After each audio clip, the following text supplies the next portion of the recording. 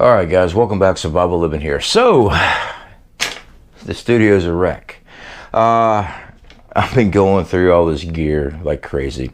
Not because I'm foreseeing the apocalypse upon us like tomorrow or anything like that.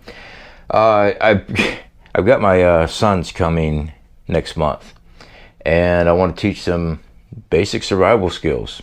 Something I recommend you, one, to learn yourself, two, to teach your family as well. All right, so that's what I've been working on, going through building bags, everything that they would need. All right, and things that I can teach them on. As you guys know that have been here on the channel, I was running my own outdoor survival business. I was teaching outdoor survival skills, and this is just another step in that, in my opinion. One day we'll get the business back up and running. I've just been swamped with everything between work, insurance stuff. Yeah, it's just crazy being a business owner. So I'm actually going through right now and going over all this gear. I want every pack, one you need to be looking at the age, skill level set, experience when you're building packs for your family. Obviously the gear that I carry is not for the skill level of my sons, my younger sons. Just not. They don't have the years or time that I've put into it. They don't have the skill set for it yet. All right, I'll give them the opportunity to learn this stuff, but I want their packs, their gears, to have everything to sustain their life while we're out there. All right, and everything in these packs are going to be gone through. We're going to be going over every aspect of everything that you need to know on how to use it. This here, steel works great with flint and steel, and I've got a whole bag of flint somewhere. I just don't know where.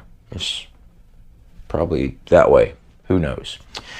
Working on it, going through everything for pace counting beads, ferrocerium rods, how to actually sharpen a knife correctly, map reading, using a compass correctly, topographical maps, recon, whole 9 yards. The properties of duct tape. Hey, don't get me wrong, duct tape is freaking awesome.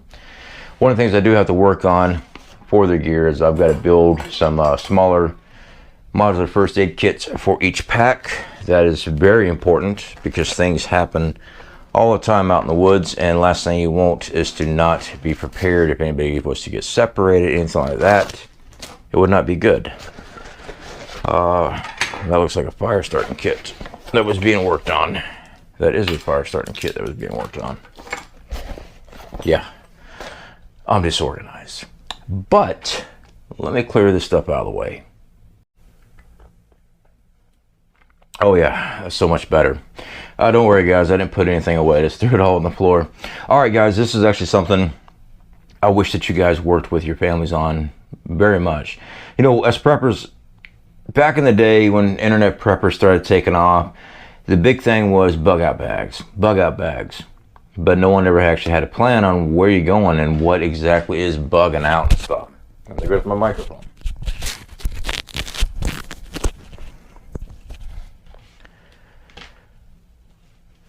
Sorry about that. Yeah, you know, I'm a big supporter of having a bug out plan. I don't mean that you're going to go run out in the woods and go survive out in the woods forever and ever, amen.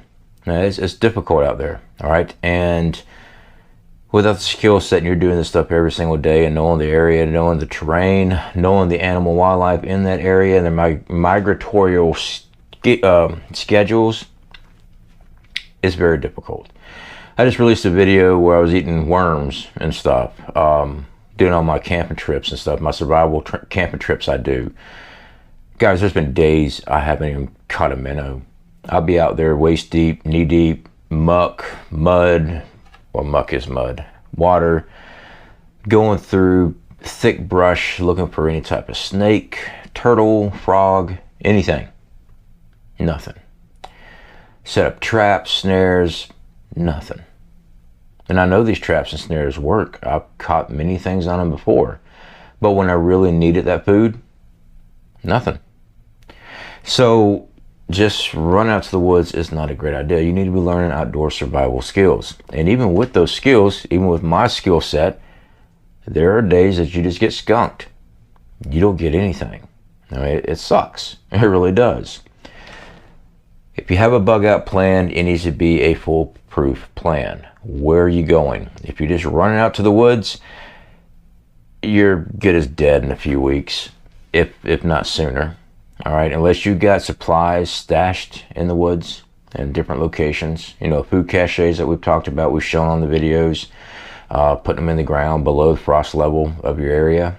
Yeah, you'll last longer. You need to have a place, point A, point B. That is called bugging out. All right, let's say your town right now has some major stuff going on. You getting out of Dodge, going to another location. It's a bug out. All right, that's a bug out location. That's a bug out plan. Doesn't mean you have to run into the woods. But now there are times that you can't go down the interstate.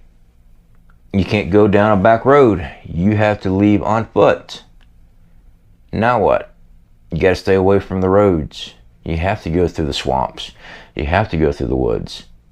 20, 30, 60 miles to that location. Do you know how to read an actual compass? This is something that we have actually done videos and actually taught people in our course on how to do. How to take a topographical map of your area, how to shoot an azimuth, how to follow the azimuth coordinates to a location.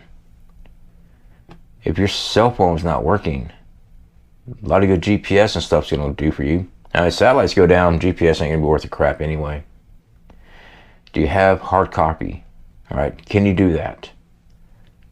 It's the next step of prepping, guys. It's more than just stockpiling cans of food, freeze-dried stuff, water filters. No, all that's great. Everybody needs that. Absolutely. But you need to be working on extending your life as much as possible. And that means having an actual bug out plan with outdoor survival skills. Because if you've got to cross a large amount of land out in the boonies, you need to know how to do it. I've had too many people in my classes watch way too many YouTube videos, watch TV series. And hey, I'm guilty. I will watch every outdoor survival TV series out there, binge watch them. My favorite, Les, Survivor Man. He's my favorite. Back when I was doing a lot of outdoor survival videos, I learned how to do camera angles and stuff watching him. Go hike in, set up your camera, hike back to it. What you talking about? A long, drawn-out trip for 5 days, and you're just by yourself with all that camera gear? Yeah. But I'm also the guy that will watch Naked and Afraid and scream and holler at these people, calling them idiots because I'm seeing them watching what they're doing and what they're doing wrong. But that's reality TV. Unfortunately, guys, most of the stuff you see on TV is just bullshit. It is. It really is. Just because you watch something on TV doesn't make you an expert. Am I an expert? No. Am I good? Yeah, I am. I can't call myself an expert. I'd like to, but I learn something from people all the time. I've taken countless courses, and that's my phone bing-bonging, all over the country. Always learning something. Someone's doing something differently. It might be a little bit easier. The terrain's different in every parts of the country. The wildlife, edible plants, all that stuff, it changes. All right.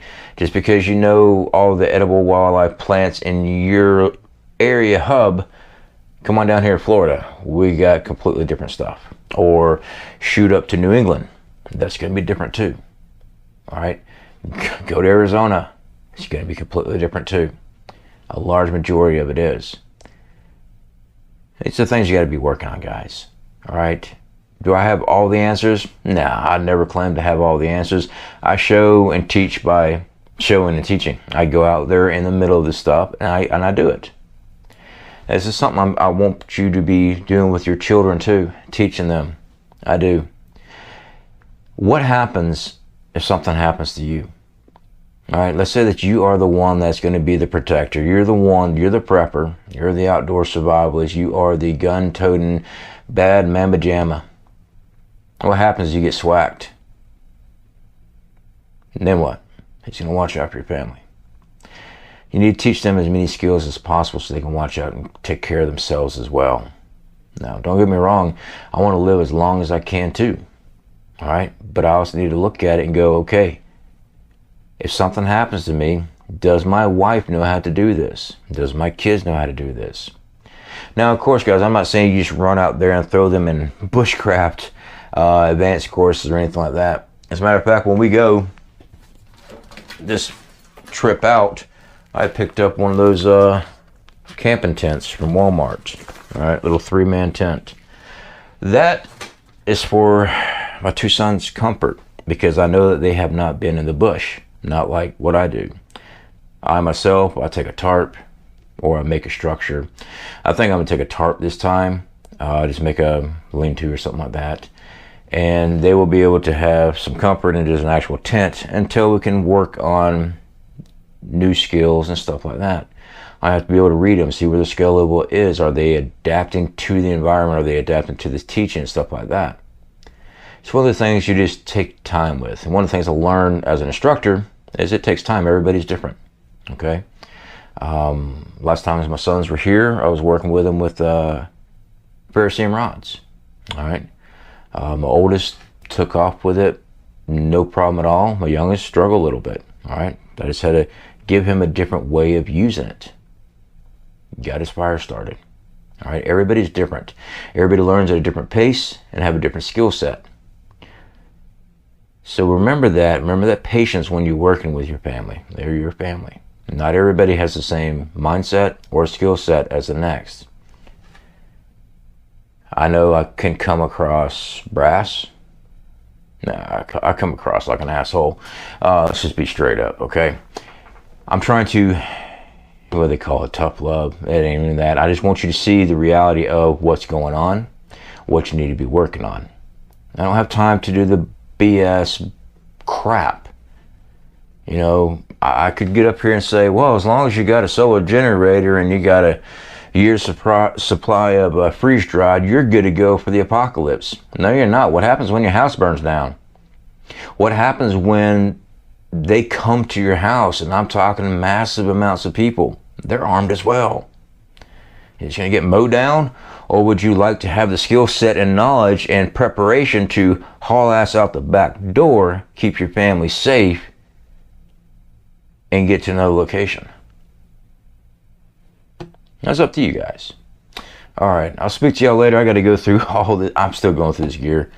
I got a couple more weeks. I got to get everything ironed out here, but I'm gonna put my hands on every piece, make sure it's top quality, which all my gear is. Every once in a while, I'll get something from Walmart, just like that tent. All right, that tent's not gonna last forever. It'll last a couple camping trips, but you want to use gear. Don't just buy gear. Get out there and field test the gear, okay? Check it out in your backyard first. Make sure it don't break, all right? Even if you buy stuff on Amazon and stuff like that, make sure it's good quality before you go out to the bush. If you hit the bush, I know well, 2 is 1 and 1 is none. Yeah, well, when you get all that stuff strapped on your back, all you're doing is carrying 1, all right? You're not carrying 2 hatchets. You're not carrying 2 axes. It's not advisable. All right, just get you a good quality one that you can depend on. All right, same thing we go with tarps, cordage, all that stuff. You already know exactly how much you need to make trout lines, how much you need to set up your shelter. And that's what this is. All right, this is what you need to be working on, guys. All right, speak to you later.